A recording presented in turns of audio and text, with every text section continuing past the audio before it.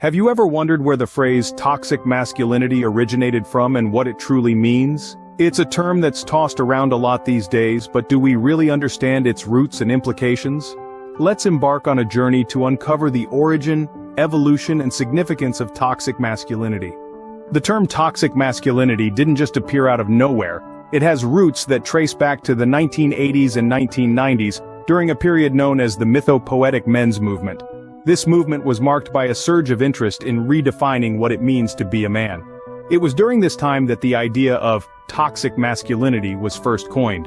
The term was initially used to highlight certain aspects of traditional masculinity that were seen as harmful, not just to society, but to men themselves. It referred to behaviors and expectations, such as emotional repression, aggression, and dominance, which could lead to detrimental effects on a man's mental and physical health. This was not a critique of masculinity as a whole, but rather a call to challenge and change these harmful patterns. So the term toxic masculinity was born out of a desire to help men, not to criticize or attack them. Like all things in society, the term toxic masculinity has evolved over time. Initially, this term was coined to describe the harmful aspects of prescribed male roles, such as being unemotional or aggressive. It was a critique of certain societal expectations rather than men as individuals. However, as our understanding of gender dynamics grew, this term started to encompass more. It began to include behaviors such as dominance over others, the suppression of emotions, and the devaluation of women.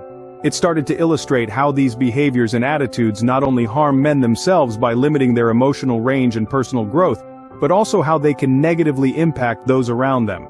Importantly, the term toxic masculinity is not a condemnation of men or masculinity as a whole.